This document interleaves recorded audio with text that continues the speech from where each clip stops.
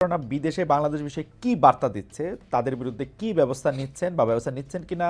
সম্প্রতি মরক্কোর বিদায়ী রাষ্ট্রদূত আপনাদের সরকারের সমালোচনা করে ফেসবুকে পোস্ট দিয়েছেন। তিনি বলেছেন যে শুধু একটি বই লেখার জন্য, তাও অনেক দিন আগে, তার চাকরি চলে গেছে এবং ইউনূস সরকার দেশে বিদেশে ষড়যন্ত্রের মাধ্যমে ক্ষমতায় এসেছেন, টিকে থাকছেন। আসলে আপনি যে এইরকম কতজন যদি বলেন তাহলে উনি একমাত্র এই কাজ করেছেন। আমি আশা করি যে প্রফেশনাল কোনো ডিপ্লোম্যাট এরপরে এই কাজ করবে না, আর কেউ। তারপরে আমাদেরকে অবশ্যই চোখ কান খোলা রাখতে হবে। উনি যে করেছেন এটা আপনাকে আমি এটুকু বলতে পারি যে উনি চলে যাওয়ার 3 সপ্তাহ আগেও একজন উপদেষ্টার কাছে তদবির করেছেন তাকে যেন অন্য কোথাও পোস্টিং দেওয়া হয়। সবচেয়ে বড় কথা, তাকে কিন্তু চাকরিচ্যুত করা হয়নি। তাকে চাকরিচ্যুত করার পরে যে উনি এটা করেছেন তা না, অথবা যে উনি যে রিজাইন করেছেন তাও না। বিষয়টা হচ্ছে যে উনি কিন্তু স্বাভাবিকভাবে তাকে ঢাকায় বদলি করা হয়েছে।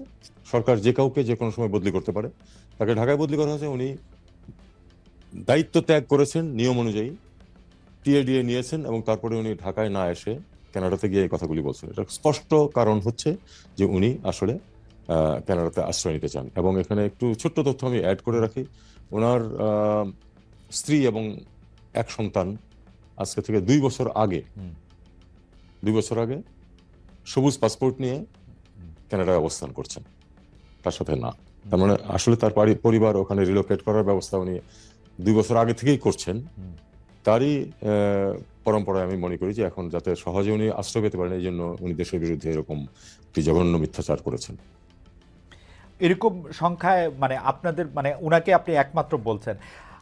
আমি আমি আমি পরবর্তী প্রসঙ্গের মধ্যে যাই, যে আপনি জানেন যে গত মাসে ডোনাল্ড ট্রাম্প একটা $29 মিলিয়ন একটা কথা বলেছিলেন। আপনি খুবই কূটনৈতিক ভাষায় শব্দ চয়ন করে তাকে ঠিক মিথ্যাবাদী না বলে আপনি বলেছিলেন যে কথার সত্যতা আপনি পান নাই। তো এইটার ব্যাপারে কি কোনো ডেভেলপমেন্ট আছে? মানে এই $29 মিলিয়ন কথা কি তিনি হঠাৎ করেই বললেন, এমনি এমনি বললেন? মানে এটা কেনই বা বলতে যাবেন? বাংলাদেশ তো আসলে ডোনাল্ড ট্রাম্পের জায়গা থেকে দেখলে 186 বা 210টা দেশের একটা, মানে এই দেশ সম্পর্কে আবার একটা $29 মিলিয়ন, এটা উনি কেন বলতে যাবেন? মানে এর পিছনে কি কারণ? দেখুন, প্রেসিডেন্ট ডোনাল্ড ট্রাম্প কেন কোন কথা বলেছেন এটা বিচার করার যোগ্যতা আমার নেই। আমি আসলে অনেক সময় বুঝিও না। উনি নিশ্চয়ই কোনো কারণে সেটা বলেছেন। তবে আমি আমাদের এখানে যারা এটা নিয়ে নাড়াচাড়া করেন তারা দেখেছেন যে আমার তো কোনো মেকানিজম নাই এটা চেক করার মতো। তারা দেখেছেন যে আসলে এরকম কোনো কিছু ঘটনা ঘটেনি যে 2জন ব্যক্তিকে এই টাকা দিয়ে দেওয়া হয়েছে ইত্যাদি ইত্যাদি। আমরা সেই অনুযায়ী যে আমরা যেটুকু দেখতে পেয়েছি সেটুকুই কিন্তু আমার বক্তব্যের মধ্যে, আমাদের মিনিস্ট্রির বক্তব্যের মধ্যে আছে, এর চেয়ে বেশি কিছু নয়। এমনি মার্কিন পররাষ্ট্র যে দপ্তর আছে এখানে, সরি মানে যে কনসুলেট আছে, যে এমবাসি আছে, তাদের কাছ থেকে কি এই ব্যাপারে বাড়তি কোনো কিছু জানানো হয়েছে ইন দ্য মিন টাইম? না, না, না, এরকম কিছু জানানো হয়নি আমার। 2025 সালের মধ্যে নির্বাচন করা বা এটা ডক্টর ইউনূস ইদানিং মনে হয় বেশি করে ডিসেম্বর মাসটাই স্পেসিফিকলি বলছেন। এর আগে বড়জোর জুন মাস পর্যন্ত আমরা শুনেছিলাম। এর জন্য কি আন্তর্জাতিক চাপ রয়েছে আপনাদের উপর? আন্তর্জাতিক, বিশেষ করে যুক্তরাষ্ট্র, ইউরোপীয় ইউনিয়ন কি নতুন প্রশ্নের গণতান্ত্রিক বৈধতা নিয়ে প্রশ্ন তুলতে পারে? মানে সরকার এমন চাপের মুখে পড়লে তারা, মানে আপনারা যদি ইলেকশনটা না করতে পারেন, মানে আসলে কেউ কেউ বলছেন যে আপনারা কিছু সংস্কার করবেন, সংস্কারটা শেষ করে তারপর ইলেকশনে যাবেন। কেউ কেউ বলছেন না 2025-এর মধ্যে ইলেকশন হবে। আপনি কি 2025-এর মধ্যে ইলেকশনটা হবে এরকম দেখতে পান, এবং এর জন্য কোনো আন্তর্জাতিক চাপ আপনাদের রয়েছে কিনা? অন্তত আমি যেটুকু জানি, আমার উপরে কোনো আন্তর্জাতিক চাপ, আমার মাধ্যমে বা আমার উপরে কোনো আন্তর্জাতিক চাপ কখনো আসেনি। আমি দেখেছি যে আমাদের বন্ধু রাষ্ট্র যারা আছে তারা সবাই কিন্তু এই সরকারের যে কর্মসূচি ইনক্লুডিং রিফর্মের প্রতিও কিন্তু তারা বেশিরভাগই কিন্তু স্পষ্টভাবেই বলেছেন যে হ্যাঁ, রিফর্মের ব্যাপারে আমরা সমর্থন করি সরকারকে, এরকমই কিন্তু বলেছেন বেশিরভাগ। কাজেই আমি মনে করি যে আন্তর্জাতিক চাপ আছে। বিষয়টা হচ্ছে আমাদের অভ্যন্তরীণ, এবং আমাদেরকে অভ্যন্তরীণ বাস্তবতার ভিত্তিতেই কিন্তু সিদ্ধান্ত নিতে হবে, যেটা প্রফেসর ইউনূস অবশ্যই নেবেন সেই সিদ্ধান্ত। আমি নিচে আমার নিজের অবস্থান থেকে আমি আসলে বলতে পারবো না যে কবে নির্বাচন হবে, কারণ এটার জন্য আরো অনেকে জড়িত আছেন এর মধ্যে, এবং চূড়ান্ত সিদ্ধান্ত তো অবশ্যই প্রফেসর ইউনূস নেবেন। আর সেই সাথে আরেকটা জিনিস আমাদেরকে বুঝতে হবে যে আসলে তো সংস্কার কতটুকু হবে না হবে সে নিয়ে বেশ কিছু কমিশন ছিল, তারা তাদের মতামত দিয়েছেন, তাদের রিকমেন্ডেশন দিয়েছেন। সেটা নিয়ে এখন নেগোসিয়েশন চলছে রাজনৈতিক দলগুলোর সাথেও। তো আমি মনে করি যে এই নেগোসিয়েশনে দেশের জন্য যেটা ভালো সেটাই বের হয়ে আসবে। এবং মূল জিনিসটা হচ্ছে যে এই সরকারের আলটিমেট লক্ষ্য তো হচ্ছে একটি নির্বাচন অনুষ্ঠান করে নির্বাচিত ব্যক্তিদের হাতে ক্ষমতা হস্তান্তর করে যাওয়া। এটাই তো আমাদের আলটিমেট উদ্দেশ্য, যে অন্তর্বর্তী সরকার হিসেবে তাই দাঁড়ায়, এবং আমরা সেটা করতেই বদ্ধপরিকর।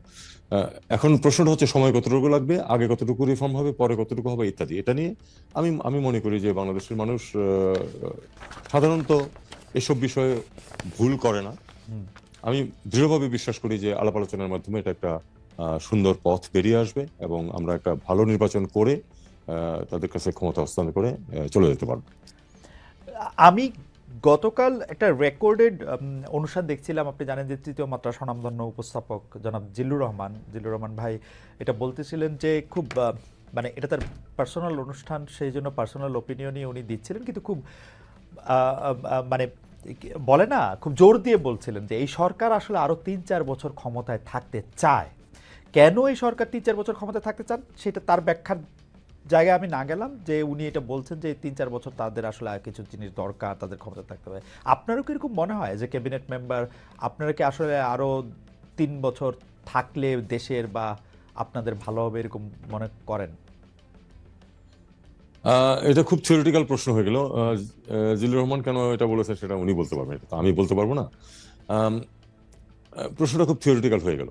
আমি এরকম থিওরিটিক্যাল প্রশ্নে যেতে চাই না। আসলে আমার কথা হচ্ছে যে আলাপ আলোচনার মাধ্যমে বেরিয়ে আসবে যে কত তাড়াতাড়ি নির্বাচন করা সম্ভব, এবং সেটাই আমাদের এই সরকারের লক্ষ্য বলে আমি মনে করি। একটু রোহিঙ্গা প্রসঙ্গে আসি, যে ভবিষ্যতে রোহিঙ্গাদের ফেরত পাঠানো সম্ভব করতে বাংলাদেশ ও মিয়ানমারের মধ্যে জাতিসংঘের যেটা মানবিক করিডোর আর আরাকান আর্মির সঙ্গে সংলাপের বিষয়ে আপনি আমাদের কিছু বলবেন কিনা? আরসাব প্রধানকে যে গ্রেপ্তার করা হলো তার সঙ্গে এর একটা সম্পর্ক রয়েছে কিনা?